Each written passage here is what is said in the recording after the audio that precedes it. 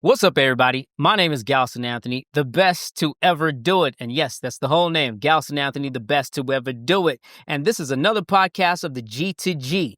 Now, before I get into it, I just want to say a couple of things. Now, there's always people in the comments having some nasty things to say about the interviewer. The interviewer's name is Galson Anthony, and you got to say the whole name with the best to ever do it.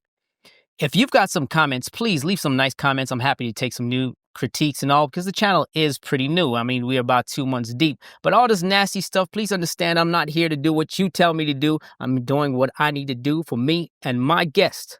Speaking of my guests, this man is arguably the most loved entertainer in South Africa. He's popular for things that are good and bad. Well, one of them is coming late today. His name is Emtee. How you doing, brother? I'm good. How are you, my brother? It has been a long time. Years. When did I last see you? June last year? Yep. Welcome. Thank you, man. This is dope. Big up to you. Thank you, brother. Now, let's take it from jump. Are you doing a podcast run? The reason why I asked that is that you gave me a call 2 weeks ago. And you said, hey, man, I'd like to join your podcast. Is it a run that you're doing? You could say. Mm-hmm. Yeah, partially. I also feel that us as local entertainers, we don't get interviewed enough. Mm-hmm. So I also put my best foot forward by approaching podcasts, interviewers and interviewees, So, yeah, I'm that guy. I make the approach. You make the approach? Yeah. Okay, that's humble of you. But you're going to be interviewed the hell out of yourself. Galson Anthony style. Bring it on, Let's take it a couple of steps back. The first time I met you was 2011 or 2012. Yes, sir. When I met you, you were under Forefront, and you did your first interview with me at my studio, and you were 4 guys. It was Emtee, Maraza, and Stan, and what's the other guy's name? Scars. Scars, right. And at that time, Marazza was basically the guy that put it together. Yeah. And he kept telling me that you were the one. Fast forward, it breaks up. What happened? Life happened, I went through many phases, for me to get to where I'm at today. Yeah, but let's not talk about now. Let's talk about then. What happened? Because I don't think I've heard the story. But I'd like people to know the story because I don't think many people know about Forefront. Yeah. So there was a group, we made almost any and every genre type thing. And shout out to Marazza, he put everything together. He brought us together, big up to him. As I said, man, a lot happened, and I feel like life happened, especially for me. I reached a point where life was getting too hard for me, and it was becoming more difficult to, pay for studio, pay for videos, pay for this, that, and the third. And I was at a point where I had to move back home to Matatiele. And that's the Eastern Cape province, right? Yeah. To sort of, regroup and think about what I need for myself and what I need for me to move forward. And so I was out there, not for too long. The hustler in me picked up the phone and made sure I came back to the city and yeah, I just kept going. When you came back to the city, were you still with Forefront? For me, I like to say I'm one of the people that, you don't have to explain something. Like I know how to sort of read the room, to see, and sort of understand, well, for one, I don't take offense. It's kind of hard to upset me or get me into a different type of mood. So I'm grateful for that. I don't know where it comes from. Let me see if I'm going to try to translate what you're saying and what you haven't said. When you came back to the city, maybe Maraza was unhappy about the whole situation of you leaving. Maybe when you came back, you guys had a conversation, who's not doing what, whose fault it is, and you're like, you know what, I'm gonna run this on my own. Is that what happened? Nah, not really. Shout out to all the members, man. It's God, Stan. As I said, life happened for each of us individually. Scars went into television production. We fully focused on that. Maraza was also in production and presenting. And so he was moving with that fully, and then there was Stan, who was also, trying to figure himself out in the city, And then there was me, who was the youngest. I was fresh out of high school. I thought straight after high school, I'm gonna become. Yeah, like everybody else, they think the same way. You Okay, know. let's fast forward it because I want to come back at some point. Then you went to, and I know you don't like speaking about it, but I'm ambushing you. Then what happened thereafter is that 2-3 years later, you're signing with Ambitiouz. This is what I think. It might not be true. I think that Marazza probably had a talk with Ambitiouz, but Marazza being Marazza, he's not easy to negotiate with. And somehow they spot eyes on you. They're like, "Ooh, that's our guy." And then ran with you, and that's possibly where a beef may have came out. I wouldn't say a beef, like a dissonance between you and Marazza. That's probably where it came from. How accurate or not accurate am I? I like to say, there was never a beef, Yes, there could have been misunderstandings here and there, but I feel like it wasn't that deep, When I came back from Matatiele, I made sure that, whatever I did going forward was to empower me and to further myself, to think outside the group as well, and yeah, I think that's where the hustler in me was born. I had to sort of shut the world out and focus on me and what I have to do. While you're focusing on you, tell me about the deal between you and Ambitiouz, because you and Fifi Cooper were the first ones there, right? And I actually remember having conversations with Josie at the time. This is 2014, 2015, right?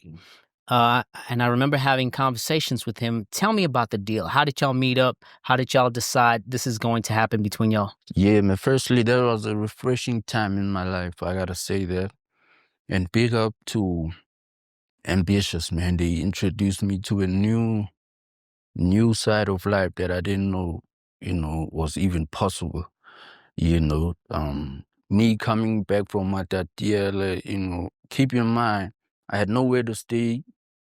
So I'm moving from this homie's crib to that homie's crib, couch to couch, stuff like that. And when I met Ambitiouz, I felt like this is it, this is perfect. And, everything they were offering was it just made perfect sense. And I signed with them and my life changed.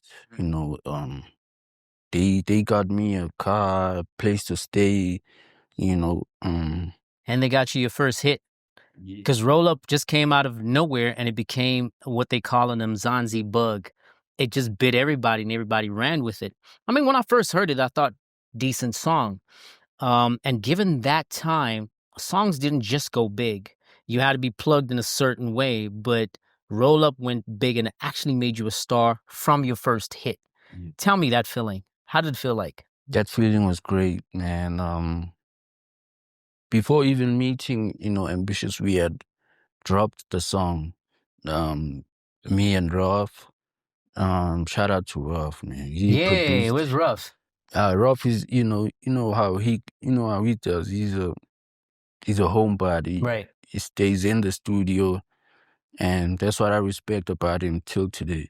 He's not that guy that always fights for tags or he knows what he's here for and he's loyal to that. And Ruff, I need to actually speak to you. I got some business. I've been struggling to get hold of you. I don't know what's your problem, but give me a call. But anyway, telling me after you dropped Roll Up, tell me more about it. Yeah, so that period in time, man, was just refreshing.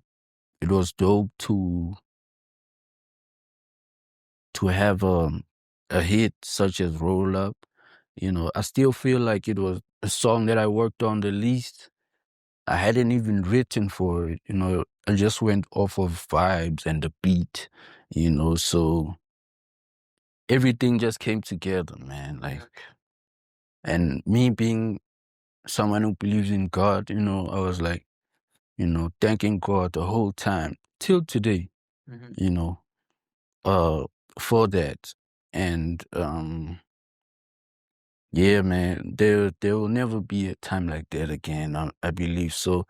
But you know, me being me, I know how to flip the switch and kind of like advance myself. And you And did. You did. yeah, There was a couple of hits thereafter. You had Pearl Tusi right after, right? And you had so much more. I mean, we're just waiting for your fall off from then, right? But let's leave that moment there and we'll circle back to that. Now I want to circle back to Maraza. yeah. Now, I was thinking that Maraza would be popping up somewhere, getting a verse and whatnot. And then a couple of years later, he made the song Guan, which did pretty good. And I was like, okay, there's going to be a feature coming soon between the two. Why didn't you feature him at that time? And to date, why don't y'all have a record together? Man, me and Raza have so much music together, unreleased music. And I feel like we have so much music together from a decade ago. I mean, even we have a song that we did, you know, close to the end of last year. And so me and him are always working, but we never actually dropped the music like that, you know. So at the time, I was fully focused on, you know, this newfound, uh, Hype and this newfound fame of you yours, know, right? And I yeah, mean, you young, so it's clouding your mind, and everybody's talking to you. It's like yeah, everybody's, yo, Emtee, let's do this together. yeah. And Marazza's voice is getting weaker and weaker, but his feelings were hurt. I could tell you that much. It was hurt a lot. And y'all did music back then. Would you get into studio now? Hell yeah. I was in studio with him a couple weeks ago, actually. Yeah, yeah, yeah. All right, now you know it. Exclusive. Yeah, you know, so, uh, and when I'm in studio with him, like rhymes and, you know, melodies just come naturally. We just bounce off, Yeah, you know. It y'all two just, have that in common. yeah, you know, so even when we reunited in the studio, that feeling came back, you know. And shout out to Raza for always being patient with me, you know.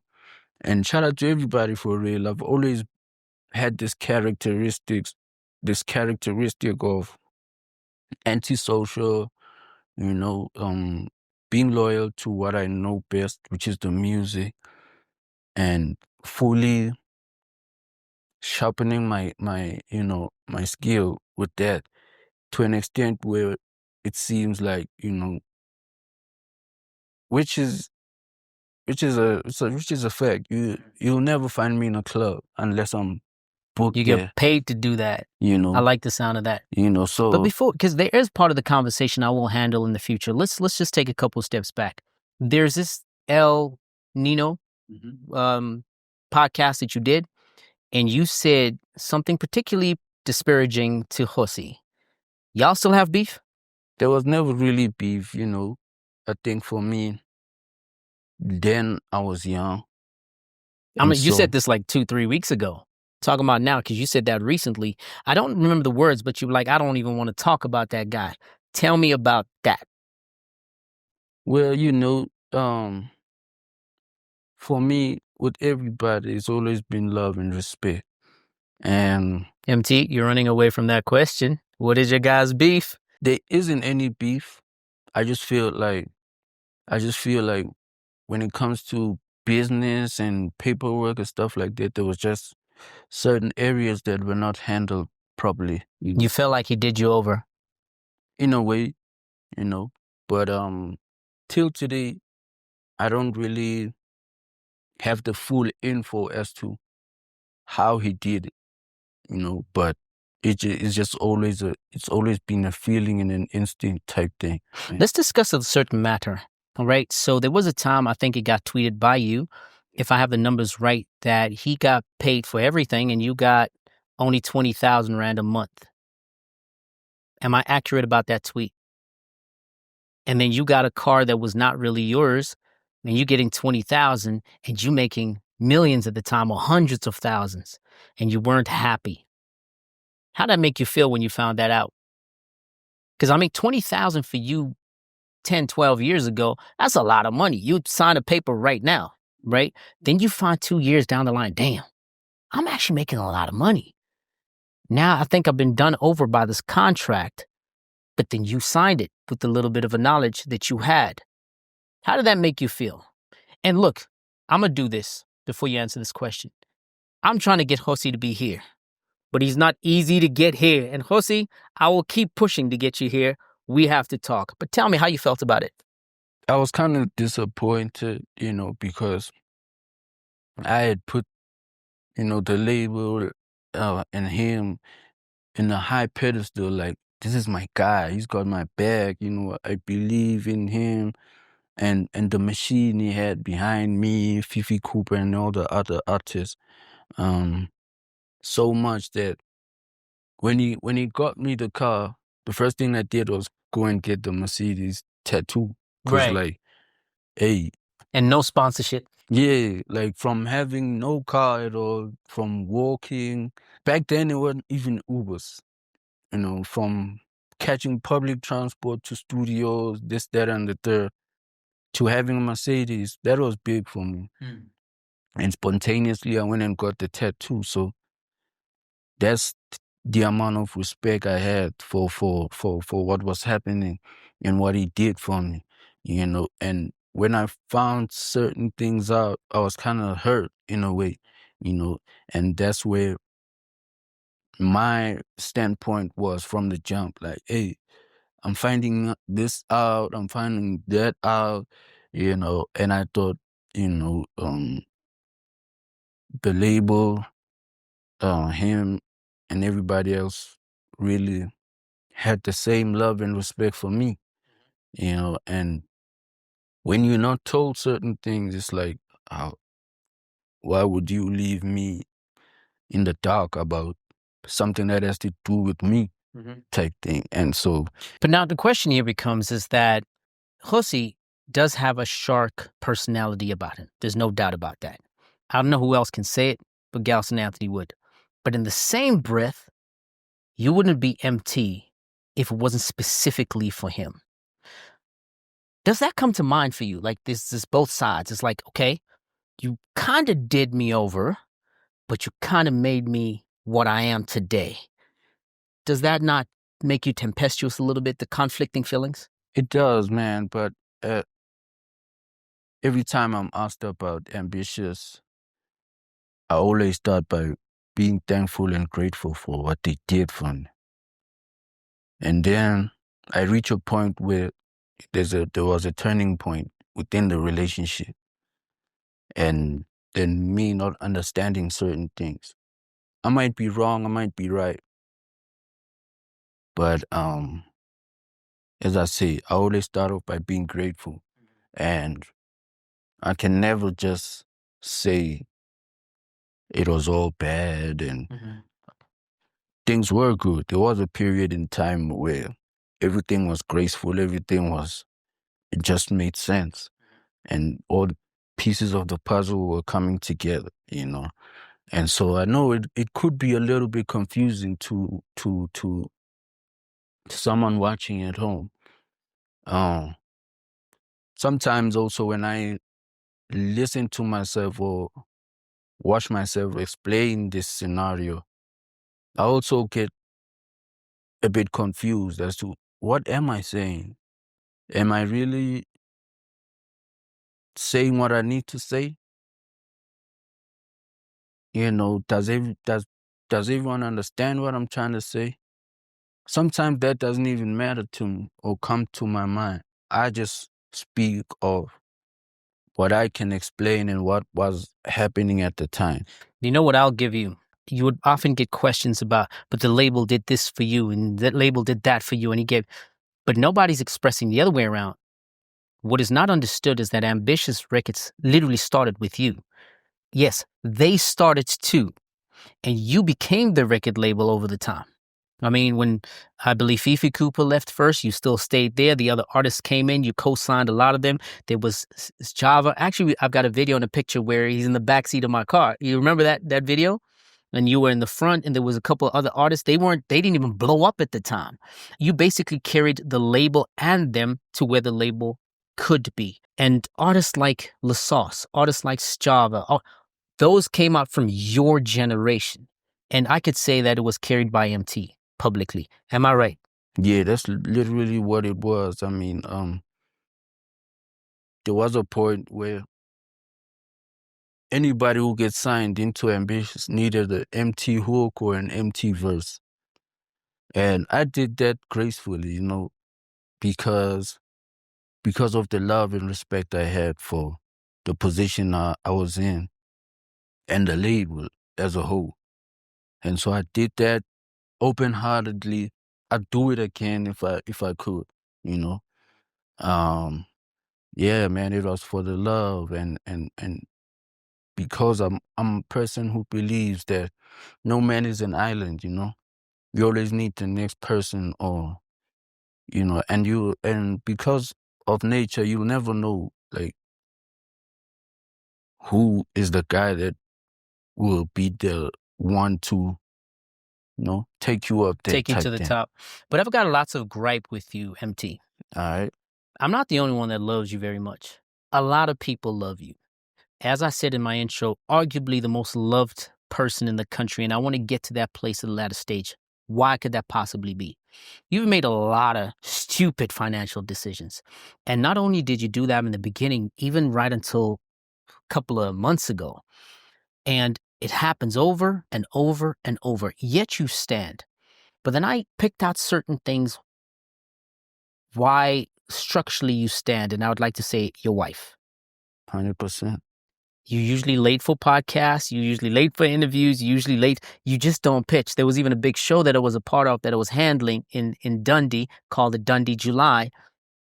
You didn't pitch on time. There was just so many of that. But yet, things are still together. How much credit to your wife is it? Man, I'll give her all the credit for that, you know, because she's always been there with me. You know, it would be easy for someone to give up on a person. Like, oh, there they go, messing up again. I'm not doing this anymore. But she's always been there, man. So, But what is the bedroom talk like? Because now, bedroom talk is like each individual. I would not know what happens in your bedroom talk. It's just you and her. Now, you just messed up. You just lost 500,000. Now she's sitting here with 3 of your kids. It's 3, right? 3 of your goddamn kids. And you messed up again. What does that bedroom talk look like?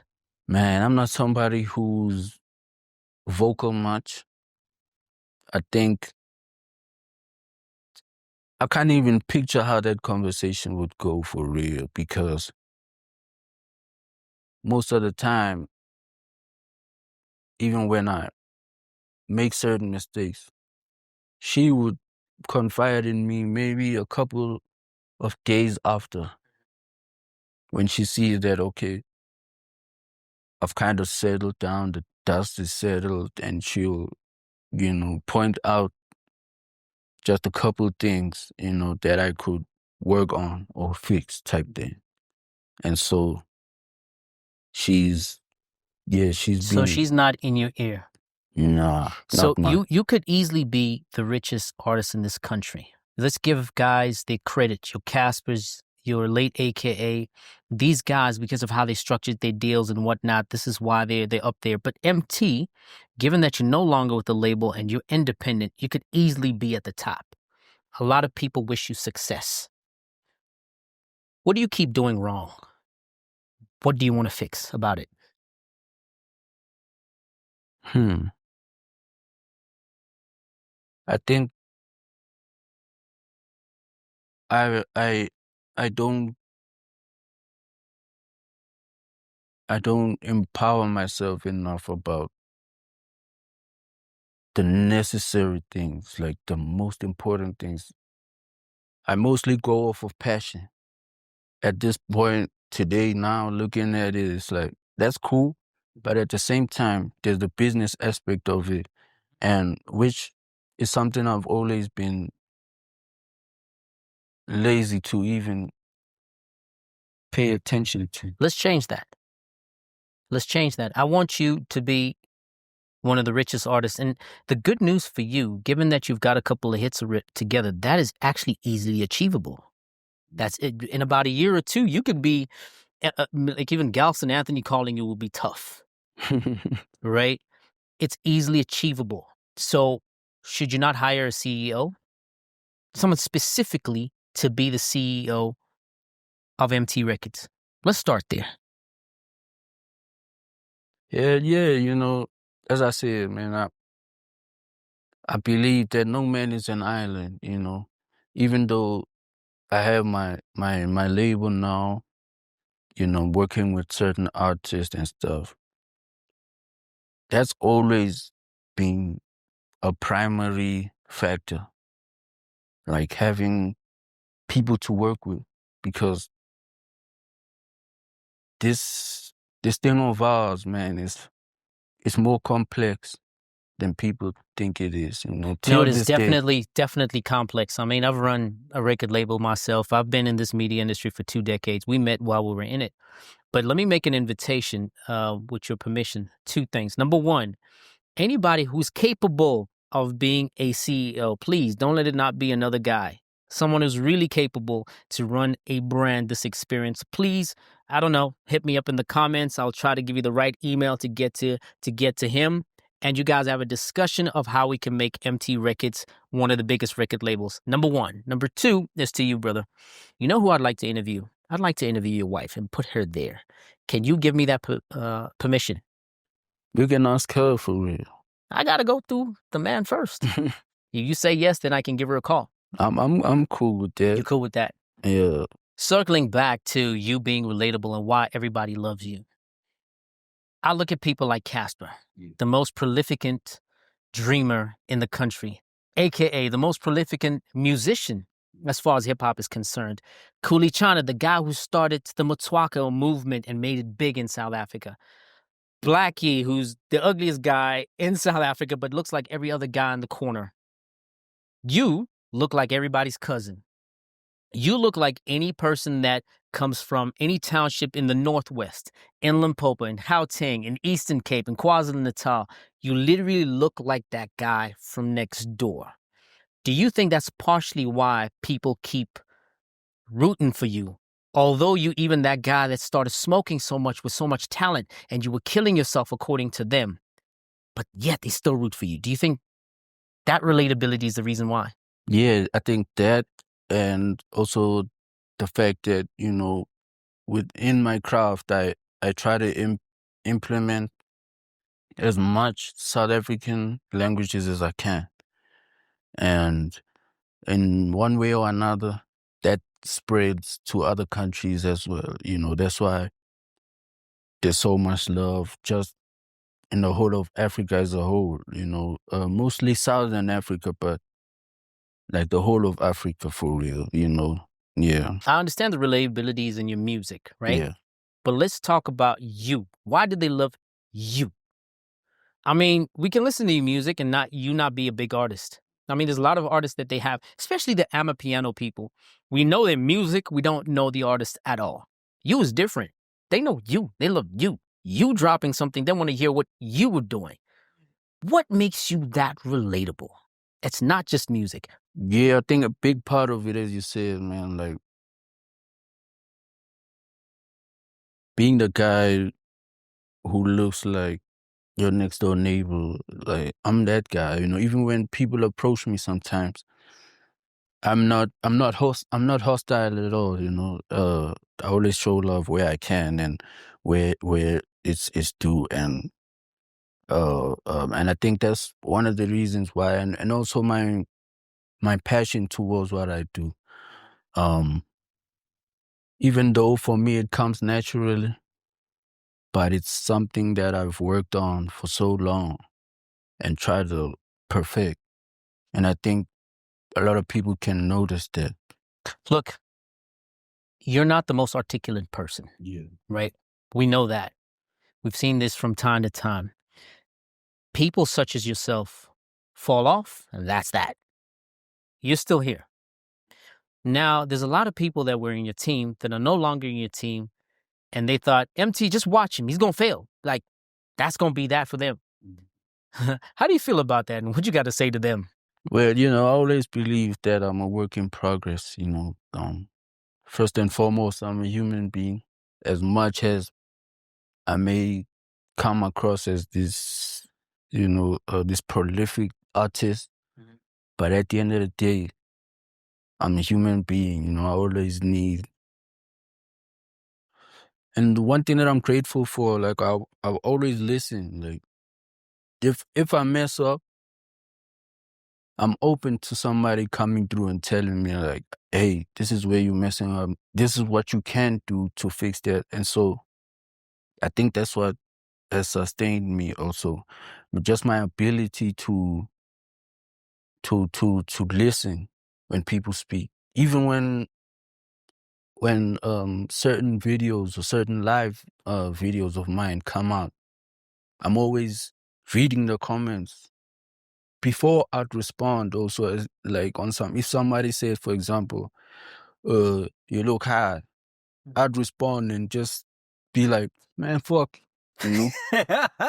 Yeah. But now I've grown to be like, hey, take that comment and let it build me in a way, So that's why earlier on I said it's difficult now to upset me or try to knock me out my pivot, because I understand who I am. I've made certain mistakes, so I understand my weaknesses now and my strengths.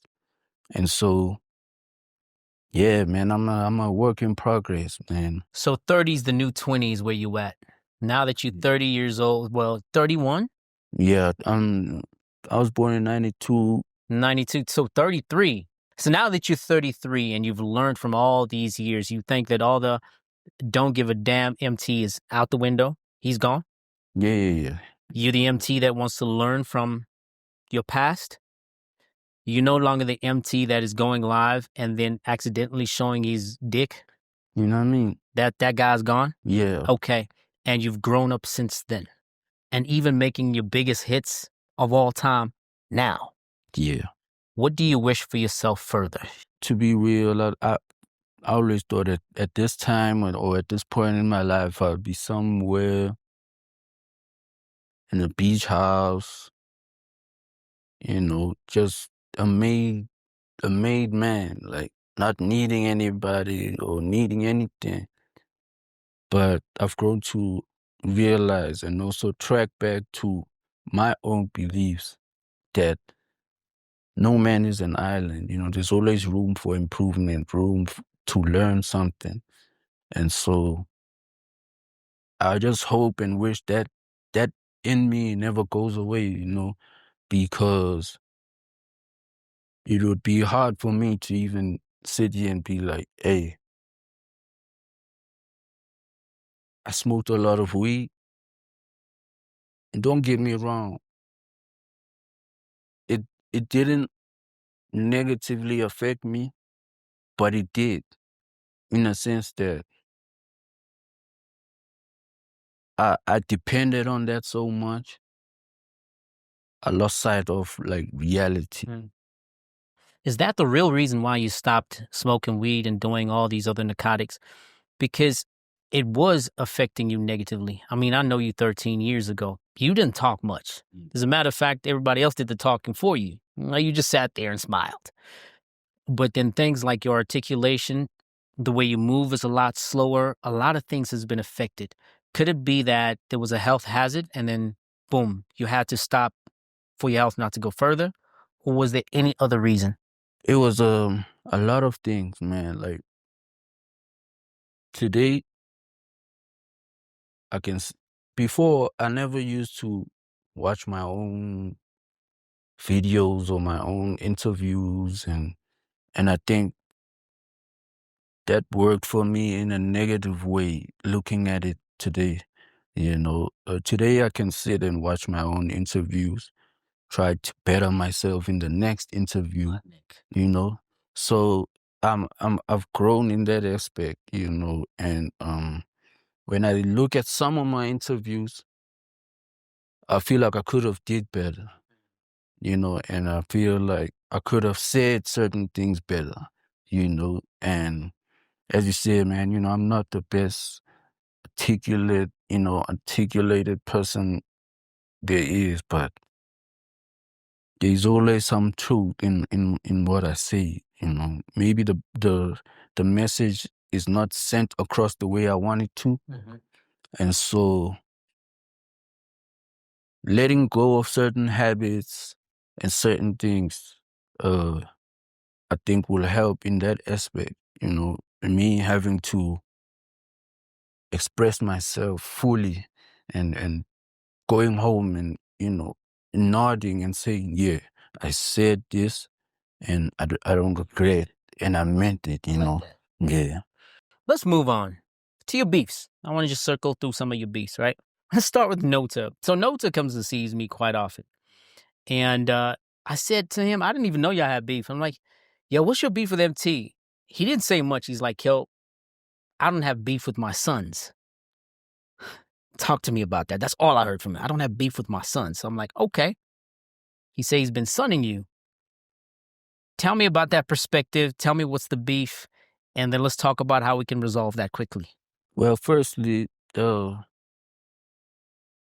always, ever since prior even to 2015, Nota is somebody that I've always bumped into, in studios, in productions, and he's always been a hardworking person, to a point where I had even asked him to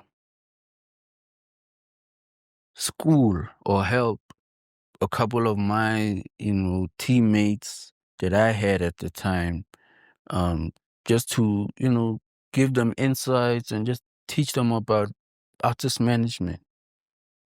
Even though that never really transpired, I'm just trying to give you a picture of the pedestal I put him up at, And for me and Nota, I think it's always been a love-hate thing.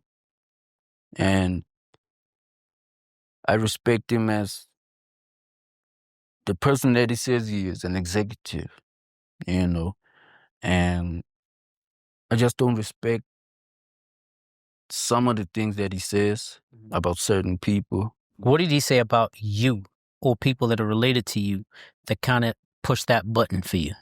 Like all these drug accusations. Let me just put it out there. Like what I was on, people knew.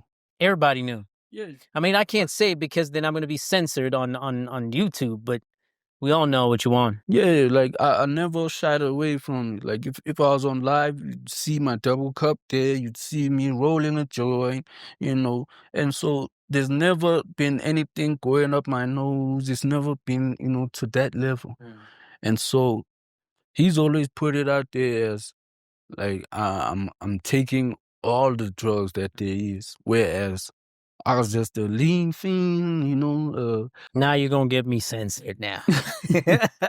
Yeah, I was just a weed smoker, and I never saw it as a big deal till a couple months ago. Oh, yeah. So that phase where you actually sobered up and started listening to yourself over the time, and that part of you growing up, that hit you. Yeah. Okay. And so that now it kind of offended you. And although you do see him in this high regard, you're not feeling what he said. Yeah. And you feel like he has to come take some sort of accountability for it. Yeah. I mean, some of these people are people we love and respect, within this industry of ours, and me being the passionate human being that I am, like, I wouldn't let someone just say anything about anybody, especially if I know that person, So I don't know, man. If that's a bad thing, standing up for my beliefs and my morals,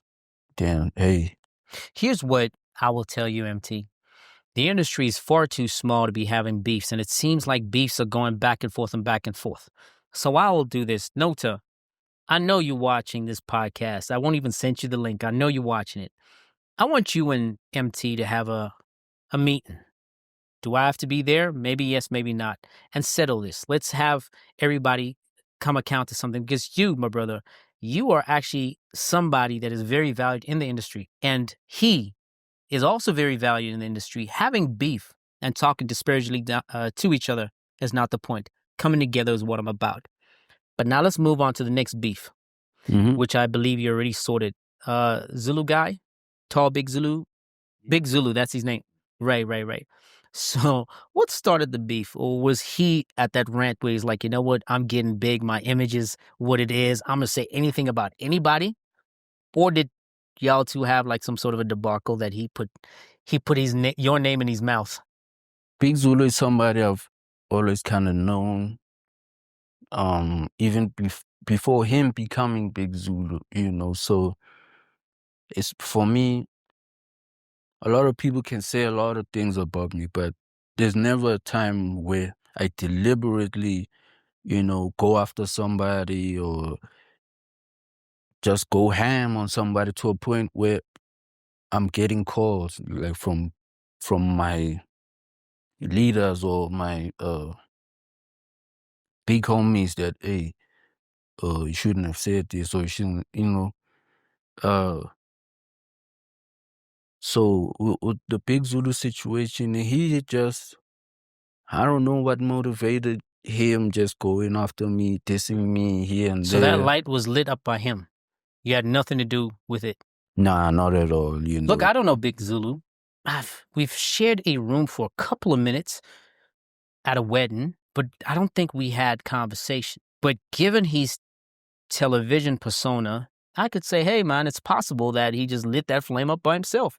So I'll let that one slide. Now, the final beef, because I've covered Maraza, I've covered Nota, Big Zulu. Now, the final person that I want to cover is J Molley. Also somebody I've not shared a room with. If I have, I don't remember. And his name is running around the industry that he's doing people dirty, right? In one way or the other. And you said to him, hell, he can go hang himself. I don't care. I'll even get the rope for him. That was nasty. But what did he do so bad that motivated you to say that? I don't know if you remember this. There was a time where he was just tweeting back and forth, all these suicidal tweets. And then I reached out like, yo, let's come together. Let's do away with all this, these negative thoughts that we have going on in our heads. I also didn't want to touch much on it. I didn't want to go into why he was feeling the way he felt. But my thing was, let's make music, man. Let's see how that can, Let me give you a couple of hits, which you do have the capacity to. Yeah. And see if you can't get out of that mode. Yeah. So that's where I was at with that. And I never was hostile with him. It's always been love. Like, even when we meet at studios, we're actually aiming to work on a project. So we did a couple songs. That was cool. And then he felt like I was kind of detaching myself from what we had going on at the time. Whereas that's just me. Like, I'm the same when it comes to that. And in my mind, I'm like, but we was at the studio, we did XYZ, we did X amount of songs, and he just came out and just started talking negatively about me, like, and my thing was, why would you talk negatively about me when I was the actual person who reached out, when you were feeling like... When he said these negative things, what was that thing that triggered you? That thing that he said, like, oh man, nah. I think it's the same as the Nota perception that I'm a junkie. Come on, man. Like I try, man. Like even though I was smoking a lot, I was sipping a lot, doing this, that, and the third, I always sort of took care of myself. Till this day, man. Like I invest in lotions, colognes, Oh my like God, that was funny, eh? yeah, bro. Like because I know there was a point in time where I needed these things the most. When you say needed these things, you're talking about cosmetics. Yeah, Mm-hmm. yeah, Well, what do you mean you needed? Was it like financial issues and then you needed them? Or was it yeah. just more like you weren't taking care of yourself and you knew that you needed to start doing what everybody else is doing, like taking regular baths and all? Nah, back then, it was just being broke, man. Okay, financial. Yeah, it was just being broke and having the knowledge about all these dope cosmetics, Nivea, blase, Dove, this, that, and the third.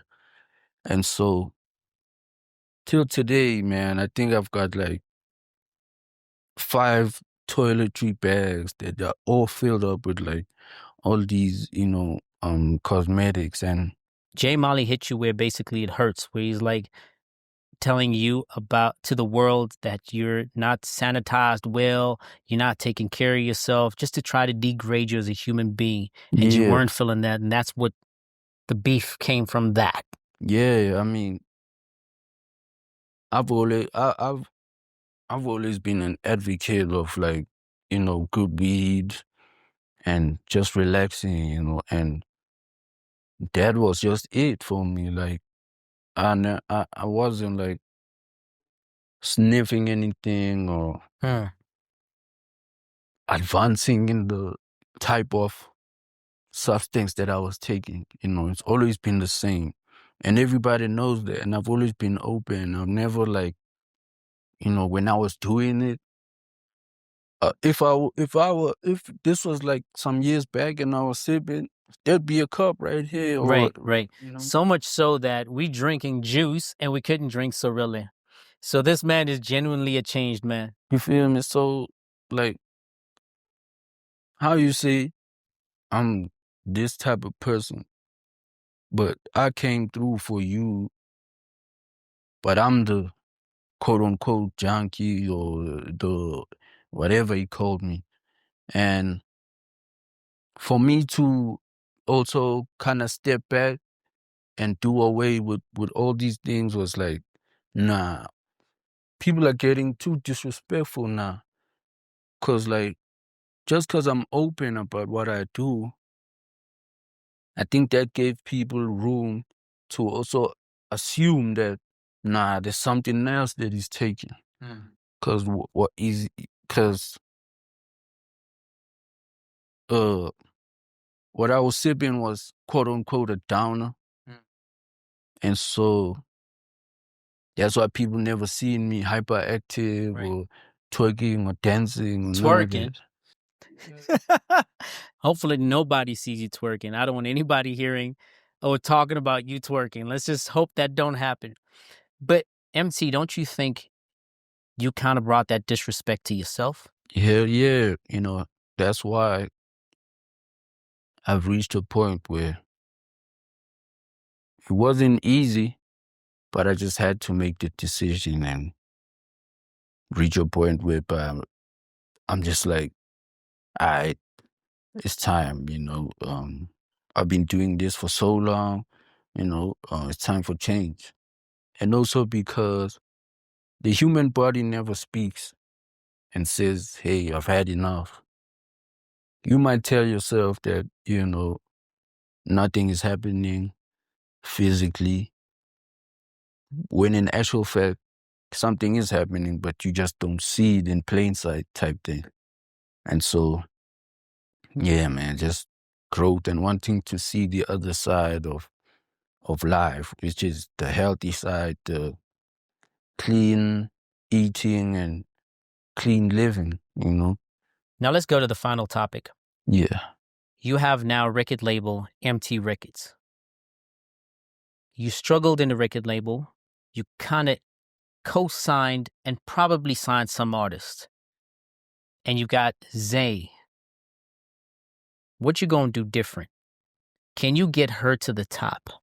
Getting her to the top. Shout out to Zay, by the way. Young female hip hop artist. She's just amazing, man. Whenever we're in the studio, she just brings the heat, and there's hardly anybody passionate about, especially about trap music. And so when I met her, she told me straight up, like, this is what I do, trap music. And I'm getting to hear that every time we work or every time What she is she? does. What's that Australian girl name?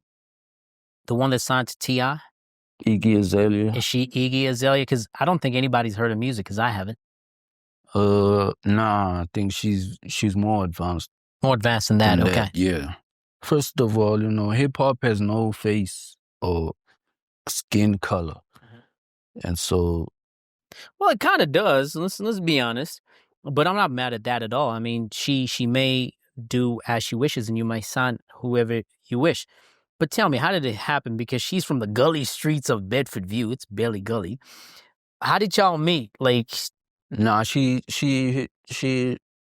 wanted to work on some music, so she wanted a feature, and I pulled up. We did the song. When I pulled up on her, I just saw the environment that she was in. Like, she's got a home studio. That's how serious she is about it, and she is hands-on with everything she does. oh, she one of those ladies that know how to, record herself, put the songs in sequence. Oh, dope. And so she knows how Shout to work. out to all the women that's doing it. That's actually happening more often. I know Gemma Fossey is doing it. She records herself. There's quite a few of y'all, but sorry for disturbing you. I just had to say that. Yeah, man, and big up to her. It's something I never seen in a female artist, and so she's great in that sense. And I don't know how the future looks for her, but I'm willing to do what I can to sort of help her get where she needs to, yeah. Okay, so right now she will be the only project you're taking on, or you intend to take on other people? Man, I'm always working with a lot of people, there's always either potential artists that I could sign, or there's always people that are always around me. I may not have them in Emtee Records per se, but I live this lifestyle with them. We grind together, we move together as a unit, and so I always have those people around me, and she just happens to be one of the serious ones. Like, as I say, like, she's hands-on, she's really hungry for this thing, and she kind of reminds me of me, like, back then when I was... That's weird for a white girl who's from Bedford View, reminds you of you when you're young. That's really weird. You know what I mean? And I think that's what's special about the relationship. She's one of the ones, man, like, she already has her own, like, projects out, and she moves at her own pace. Like, and that's prolific for me, like, just to watch. How do you think South Africa would welcome her? With warm hands, man. Warm hands. For sure, especially because, not to sound arrogant or anything, but because I sort of have a hand, and I work with her, we work together, and we do so much together, and people always kind of have this interest. Like, when I introduce a new artist, they always pay attention, like, oh, okay, who's this now? And who's that? And it just goes to show that, when it comes to this, like, literal craft of ours that we do, Like I'm somebody that is passion driven, of course. At the same time, I've got an eagle eye, you know. A lot of artists, as I said in the beginning, like had to get an empty hook or a verse to sort of get noticed in a way because I was in the position I was in at the time.